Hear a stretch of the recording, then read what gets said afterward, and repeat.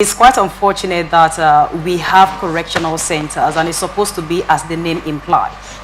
But you see that, in fact, since this year, since the beginning of this year, 2023, there have been issues of ex-convicts terrorizing communities, causing more harm than good, and so have you.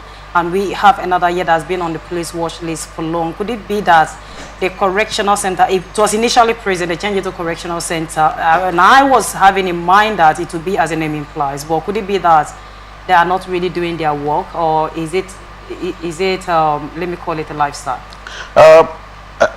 Truth be told, the name correctional centers is not actually doing its purpose, its intended purpose, because they said correctional, but if you go there, you see how terrible the situation is for inmates.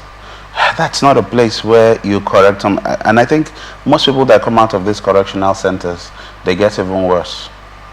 They do. Because you talk of the hygiene, you talk of the food, you talk of relaxation, everything is as terrible as possible. So these guys are not even corrected in any way. They are not. Sometimes they go there, they could even form gangs from there, hoping that when they get out, they will unleash more mayhem on people in society. So I'm not surprised with this news. The times are getting harder. And we say locally made pistols and other weapons. Are you trying to tell me that the Nigerian police is not aware that this has been going on? You see, these things, I know that there is some sort of conspiracy theory that people wouldn't want to believe in. But correctional centers are not working. Times are getting hard for people. People need to find a means to survive, and some have turned to crime because others that have tried all legal means to make a living, things don't really seem to be working for them. You look at businesses in Nigeria, it's very difficult as an entrepreneur to run a business in Nigeria. So people now see it as crime pays a whole lot. Crime pays, yes, let's be factual. Crime pays because if someone kidnaps somebody, the ransom is going to collect. So people now see crime as an easy means to make wealth. And that's why you see the high rate of crime in our society today. So if you're saying that the correctional center is not really as it's supposed to be, it's not actually working according to you, and then what is the next step for Nigeria, especially at this point where we are trying to curb insecurity in the country? What's now happening? We know the solution. They know the solution. What is the solution? Now, when you provide viable jobs, when you provide good jobs, not just any kind of jobs, you know, jobs that pay well. If people are getting themselves busy with jobs that pay very well, for example, if a person is paid up to 300,000 in a month and he goes to work 8 a.m., returns 8 p.m., where would he be looking for? No, to carry out one crime or the other? Where would he be trying to search for gangs that would accompany him to go carry out one form of crime or the other? So we know the solution. Employment is really, really important. It is. And also, the attitude of the leaders would have to change.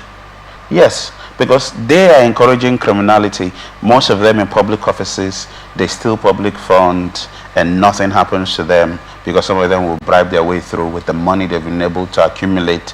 So when these young people see it, they believe, okay, let's make so much money from crime. If we're arrested, we can use it. Now, if you're talking about employment, I mean, a lot has been going on. Looking at it like the issue that is going on now in Plateau State. You know, about 195 persons has already been killed by the terrorists. And they actually, according to the report that we had, they have sent a letter to the communities that they are coming again before the end of this year. And at this point, ask them what do they want. They have not spelled out anything they want. They're not talking about unemployment. We also have a case where a man committed suicide. He had a very nice job, working in a very good company, and he's earning well, but it still happened. That was why I asked my guest yesterday, could it be, are we going to tie this one to unemployment too? So when you are talking about unemployment, I mean, most of these people, do you think they're actually not working, or they have something doing in the daytime and then they deviate another means to do something at night? Well, for want of time, you know, there are so many things that can lead to crime. for want of time, I could only pull this down to just unemployment because of want of time. And now, if there was enough time for us to dissect this, there are so many things that can push people into crime. The way you're being raised, the kind of environment you grow in, the kind of people you associate yourself with, all these things can lead to crime. But you look at these guys, some of them, they've been fed up with the unemployment situation. That's why for most of the people that get into crime, majority of them, unemployment is the main reason, it's the bane. Because when you ask them what happened, they say it's the devil's work. Oh, I was idle, I had nothing doing. My friend encouraged me to get into this and I followed. So now you reiterated the fact that the correctional centers are not in good conditions. Now, one would think that being somebody that has stayed in those centers for long, and then you know that it wasn't a joyride, when you come out of it, you would actually want to live a better life. But here, the reverse is the case. Somebody that has been in the correctional center is out, and you go back to crime.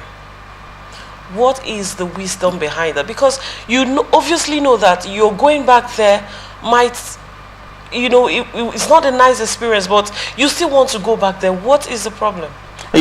People, when someone has done something for over some years, the person gets accustomed to it, the person gets hardened. Then no matter what you tell them, no matter what you do to them, they will still want to go back to that. And they don't really see themselves doing any other sort of job, if not that job. And why I said our correctional centers are not helping is because what kind of training do they give to them? What and what do they tell them? Rather, you see some of them being beaten, being maltreated for years while they will stay there. And they are getting used to all of this maltreatment. And when they get out, what are they thinking of? Okay, where do we start from? Nowhere. How do we get a job? Nowhere. We don't have any sort of connection to get good jobs. But we still have our gang members that we know that are still carrying out operations. So let's join and find a way to survive. Recently, torture has been, banned in correctional centers. They are rather devising other methods of, getting the truth out of these convicts. So it's actually safer to say they are actually being treated better now, but it is not yielding any results. Is it the human factor, or people have just decided that in this life it has to be crime or nothing? Are you saying torture has been banned theoretically or practically? Well, we hope that it has been banned theoretically and practically from the reports that we have. Oh, reports. Okay. Yeah. But I see now that practically tortures still go on in correctional centers. Now, Mr. John, there are some persons are unfortunate enough to find themselves there. Even like innocent one, you see in different reports where this one is out, and at the end of the day they found out that the person they caught was not guilty at the end of the day. Now, do you think this has a way of affecting these people, that when they come out they'll be like, okay, I've stayed for I've been years in the correctional center without, as an innocent. So coming out, do you think it has a way of making them want to do what they did not do that landed them in there? Sometimes people tend to do things that they've not done, but just because they've been calling them the names, they want to do it. You are doing this thing, and every now and then they keep that label on you. You are this, you are this, you are this, and you try to prove yourself. It's like, I'm not. They keep saying you are this, you are this. So some people get fed up. They say, okay. So you think it has a way of affecting? It does. When you come out of prison, immediately you get in there, whether you are innocent or not, that name, ex-convict, stays on you. And once people hear ex-convict, say, I beg shift come out from this one a criminal. But you had no idea where you even got there.